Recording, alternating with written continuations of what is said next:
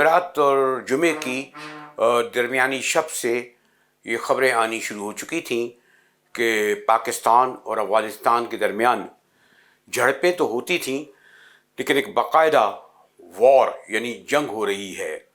दोनों तरफ से दावे किए जा रहे हैं सैकड़ों शहादतों और ज़ख्मी होने के, और इसका आगाज़ कोई आज से नहीं, बल्कि आपने देखा होगा कि बतदरीज साल भर से पाकिस्तान और अफ़गानिस्तान के दरमियान कशीदगी जारी है। तोरखम का बॉर्डर जो एक बड़ा अहमियत का हामिल है और जहाँ से हज़ारों लोग पाकिस्तान आते थे और हम काबुल के रास्ते फिर सेंट्रल एशिया जाते थे, ये बंद है। इसके सबब करोड़ों नहीं अरबों रुपए का नुकसान हमारे पेशावर को हो रहा है। काबुल का तो आपको इल्म है कि उनका नुकसान इसलिए कोई अहमियत के हामिल नहीं कि उनके तो बॉर्डर हमेशा स्मगलिंग के लिए खुले रहे हैं। अगस्त 21 में मैं यकीन से कह सकता हूँ ग़ालिबन अगस्त 21 ही था जब काबुल के तख्त पर ये तालिबान बैठे थे, और काबुल के तख्त पर काबुल तालिबान को बिठाने या उससे पहले नाम नहाद मुजाहिदीन को मास्को की तैनात की हुई हुकूमत को हटाने में और फिर उनको लाने में पाकिस्तान ने क्या किरदार अदा किया, उसकी एक तूल तवील तारीख़ है। ये तो हकीकत है कि अफ़गानिस्तान ने पाकिस्तान को हकीकी तौर पर कभी भी तस्लीम नहीं किया। एक अफ़गान साइकी थी जो हमेशा पाकिस्तान के ख़िलाफ़ रही। अफ़गानिस्तान वो वाहिद मुल्क था कि जब पाकिस्तान आज़ाद हुआ तो उसने तस्लीम नहीं किया। फिर सन 48 के बाद वो हमेशा ये कहते रहे, चाहे ज़ाहिर शाह का दौर हो जो सन 1933 से लेकर सन 73 रहे, फिर जब सरदार दाऊद आए, सरदार दाऊद के आने के बाद इसमें मज़ीद शिद्दत आई और बाकायदा जो है पख्तूनिस्तान के क़याम के लिए मुझे ख़ुद काबुल जाना हुआ है। वहाँ पर एक चौक था, रेडियो बाकायदा रेडियो काबुल से पश्तूनिस्तान के लिए प्रोग्राम हो रहा था। और बहरहाल ये भी हकीकत है कि खैबर पख्तूनख्वा में जो उस वक्त एक स्ट्रॉन्ग गफ्फार ख़ां, उनके साहबजादे ख़ास तौर पर वली ख़ां की जमात और उनके दस्तरास अजमल खटक उस पख्तूनिस्तान के नारे को सपोर्ट करते थे। उन्होंने भी कभी ड्यूरेंट लाइन को तस्लीम नहीं किया। और आपको याद होगा कि 70 की दहाई में जब पीपल्स पार्टी और नेशनल पार्टी के दरमियान महाजराई हुई, यानी नैब की हुकूमत जब बलूचिस्तान में ख़त्म करके ख़त्म की गई, तो उसके बाद बाकायदा सैकड़ों की तादाद में पश्तून जो थे वो अफ़गानिस्तान चले गए। और बड़ा एक ये जो अफ़गानिस्तान का पाकिस्तान में जो धमाके होते थे भुट्टो के साहब के दौर में, या यहाँ जो कशीदगी होती थी, ये बरसों जारी रही। और ये भी आपको याद दिलाता चलूँ, बहरहाल हकीकत है कि ये जो आप गुलबदीन हिकमतयार या जो अहमद शाह बसूत जो मुजाहिदीन के नाम सुनते हैं, ये कोई उस वक्त नहीं आए कि जब रूसी फ़ौजें जो हैं बाकायदा आई थी 1978 में काबुल में। 1974 में भुट्टो साहब की पता नहीं क्या हिकमत अमली थी, और वो भी शायद सरदार दाऊद को जवाब देना चाह रहे थे जो पुष्पनाही करते थे वली ख़ां और उनके पश्तून कौम परस्तों को, कि इन लोगों को बाकायदा इस्लामाबाद में दावत दी गई। और अभी कुछ दिन पहले मैंने एक जगह देखी यहाँ E11 के आगे, जहाँ अभी भी बड़ी तादाद में अफ़गान महाजरीन कह लें वो आबाद हैं। और मुझे हमारे एक दोस्त हैं सीनियर जो इसको कवर करते हैं, रियाज ख़ान ने वो जगह बताई कि जहाँ पहले तो ऐसे ही मामूली सा घर होगा, जहाँ गुलबदीन हिकमतयार का जो होते तो अफ़गानिस्तान में हैं एक महलनुमा घर है। इस्लामाबाद में भी मुझे मुशाहिद सैयद साहब कह रहे थे कि अफ़गान मुजाहिदीन के उस वक्त के बेशुमार बड़े बड़े बंगले हैं।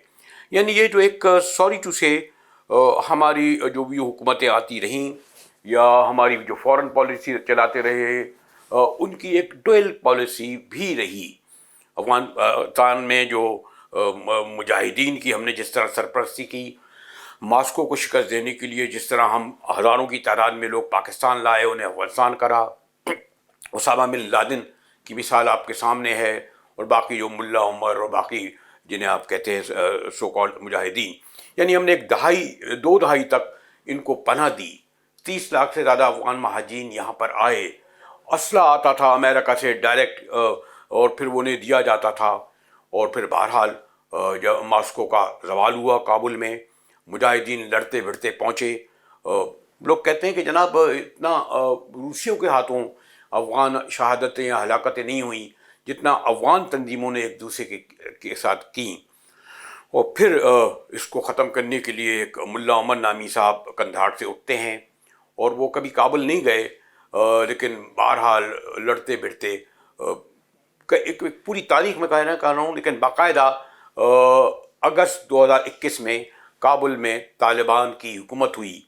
اور ان کے جو رہنما ہیں ملا احمدزادہ کہتے ہیں کون ہیں وہ بھی کبھی نام نہیں آتے.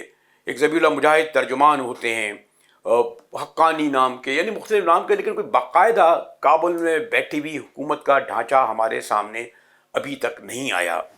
اور بدقسمتی یہ دیکھیے کہ وہ افغانستان جس کے شہریوں کو جس کے یعنی یہ سو کالڈ علماء کو یا مجاہدین کو ہم نے برسوں پناہ دی, 1-2 نہیں 30 لاکھ لوگوں کو انہیں ہم نے ان کے جو سو کالڈ مجاہدین تھے ان کو اسلحہ دیا, گھر دیے اور ان کے ساتھ یہاں کلاشنکوف آئی, افیون کی کاشت آئی. وہی کابل کے تخت پر بیٹھنے کے بعد ان طالبان نے اپنی نظریں پھیر لیں اور پھر ایک پراکسی وار جو ہندوستان کی مدد سے ہوئی. اور اگر آپ یہ دیکھیں کہ جمعرات اور جمعے کی شب جو لڑائی ہے اس کو اہمیت اس لیے بھی دی جا سکتی ہے کہ یہی وہی وقت تھا کہ جب مودی جو ہے وہ پہنچتے ہیں اسرائیل, پارلیمنٹ سے خطاب کرتے ہیں. مودی اور اسرائیل کا گٹھ جوڑ ہوتا ہے اور مودی تو سپورٹ کر ہی رہا تھا لیکن اسرائیل نے بھی یہ اشارے دیے کہ وہ افغانستان کے ساتھ ہیں. یعنی اس وقت اس ریجن میں تمام پاکستان کے جو دیکھ لیں علائے ہیں وہاں ہمارے پاس ایک, میں ایران کے بارے میں بھی کہتے ہوئے گریز کروں گا لیکن ایسا کچھ سافٹ ریلیشن ہمارے نہیں ہیں, روایتی دوستانہ تعلقات نہیں ہیں. پیچھے ہندوستان, ادھر ایران, ادھر افغانستان, ادھر اسرائیل. ٹرمپ صاحب ایک بے اعتبار آدمی ہیں. تو یہ جو اس وقت میں پھر آ جاتا ہوں اس وقت جو باقاعدہ جنگ جاری ہے, ہو سکتا ہے یہ سعودی عرب اور اقوام متحدہ بیچ میں پڑیں گے اور یہ چاہے چند دن بعد رک بھی جائے لیکن پاکستان کا افغانستان کے ساتھ یہ محاذرائی اس کا فائدہ بہرحال سب سے زیادہ ہندوستان اور پھر اسرائیل کو ہوگا.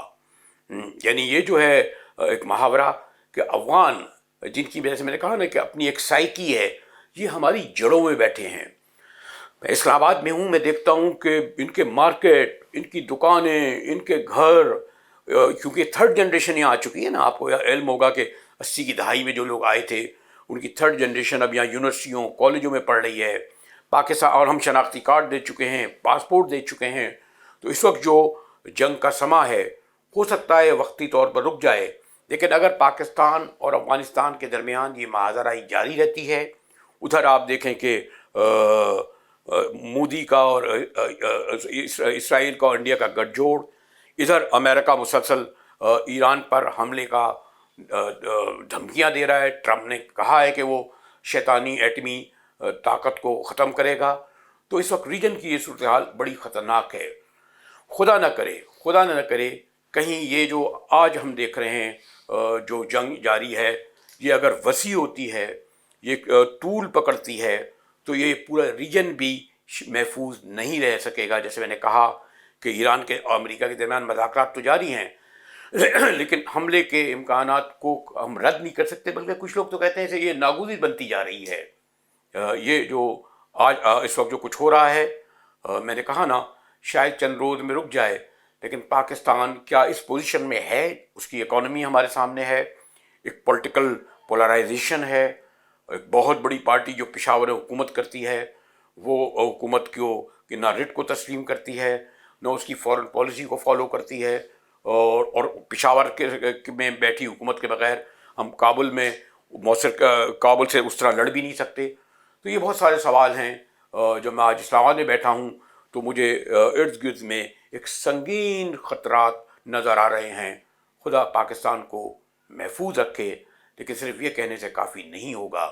جو بیٹھے ہیں تخت پر اسلام آباد کے اور معمول کے مطابق اگر حکومت کر رہے ہیں اور بیان بازی یا پارلیمان کی قرارداد سے سمجھتے ہیں مسئلہ ہو جائے گا تو سوری سے بات اس سے آگے بڑھ چکی ہے. For more updates, subscribe now and press bell icon.